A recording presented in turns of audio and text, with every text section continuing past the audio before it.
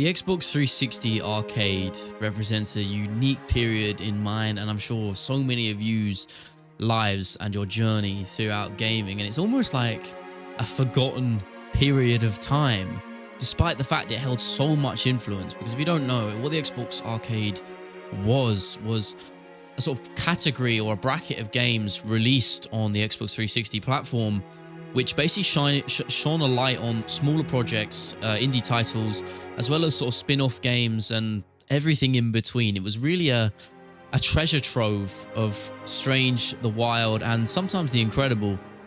And in my opinion, it's kind of like a precursor to so many of the sort of online platforms and marketplaces for games that we have today. And as a sort of kid growing up in the PS2 and Xbox, followed by the 360 and PS3 era, it was really like, it came at the perfect time for me, because it was my first foray really into titles outside of the norm, outside of, you know, the Call of Duties and the FIFAs and the sort of big line AAA projects. You know, for better or worse, because there was a lot of worse in the Xbox arcade, it allowed me to experiment and try new things and original expressive ideas for the first time. And I think planted that seed for me in terms of what smaller games and independent titles could be. You know, I think back on so many fond memories, and I'm sure these are all common experiences when you're looking at some of the free-to-play items in there, like Harm's Way, and I think most importantly, and I'd say one of the most iconic, something like Doritos Crash Course, which was essentially a total wipeout platformer, which your Xbox avatar was the character, and it was very simple, rudimentary, like so many of the other titles on the arcade, but it was addictive and fun. And because of course it was free, my 10, 11-year-old self was all over it.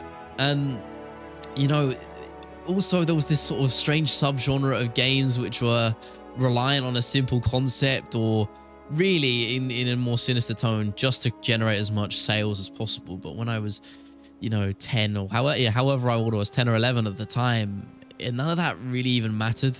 I was like 10 to 12 playing Castle Miner Z, which somehow still has a major following on Steam.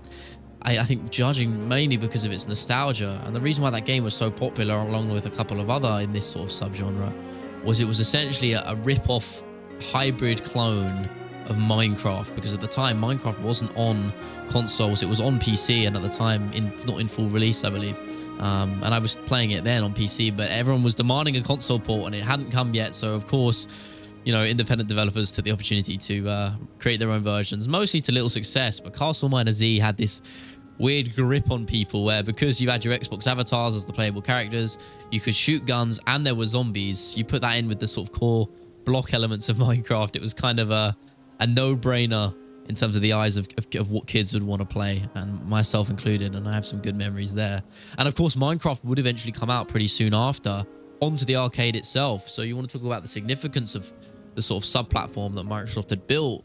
Look no further than Minecraft, along with so many other incredible projects which went on to, develop cult followings and sequels and became larger scale than, no one ever would have thought. Stuff like Super Meat Boy is a great example, which was originally a Flash game, if I'm not mistaken. And I feel like in a lot of ways, the Xbox Arcade kind of was a natural extension of Flash games, which of course I've done a video on this channel on them if you haven't seen it.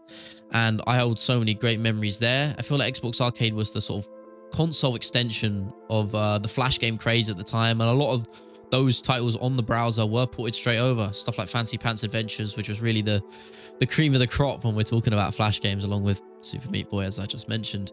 But all of these games put together kind of, encompasses what the arcade was just this strange amalgamation of titles and projects, big and small. I mean, you even had the Portal games ported onto there from PC, Titanfall, TF2, Team Fortress 2, along with Counter-Strike, CSGO.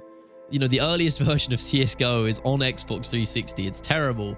It's nothing like the game we know now, but it is there. And I guess that means something. It's still there and you can still play it. If I'm not mistaken, or maybe it got shut down. I don't know. Another one, Battlefield 1943, which I've also talked about. I mentioned it in my Battlefield video, having so many memories of that. It was a really condensed, stripped back and simplified version and spin-off of a Battlefield game. But it was damn fun to play and kept the core tenets, you know, strapping some C4 to a car, just driving it head on into an enemy outpost, an enemy checkpoint, and just blowing the hell out of it. You know, that doing that with friends when I was 11, you know, it's fond memories. You know, some stronger memories playing these games, whether they're good or bad, even some of the worst ones, the most sloppified games there. I've got stronger memories playing some of those than I do even some of the most critically acclaimed titles of recent memories. And, you know, I think that's maybe the nostalgia talking, maybe looking at it through some kind of rose-tinted goggles or glasses, but, you know, so what? It holds a special place in my heart. And I think the sad thing is they actually discontinued it. You know, after the 360 and PS3 era came to an end in 2013 and we got the release of, you know, the next generation, you know, everyone swarmed to these new consoles.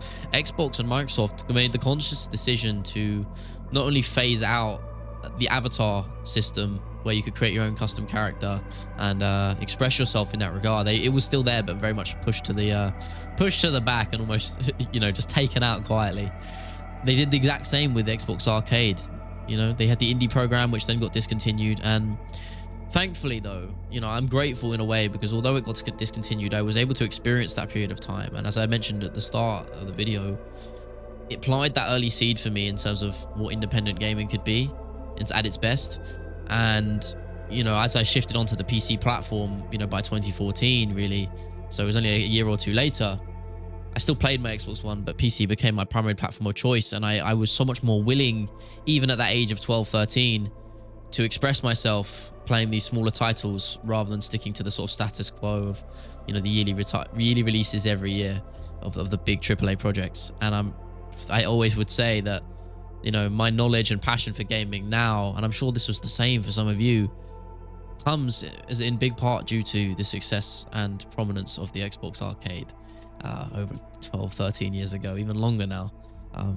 Yeah, holds a lot of memories for me, and I'm sure so many of you. And if you do have any of those, feel free to share them in the comment section. You know, I look back on my DayZ video and so many of you were talking about your incredible memories on there playing it and expressing your love for the games that you love. And that's exactly what this channel is about, of course, you know it. So if you do want to see more of this, listening to me ramble on this positive little pocket of the internet, don't hesitate, like, subscribe, everything in between if you wish. Thank you so much for watching. I will see you on the next one. Have a good one.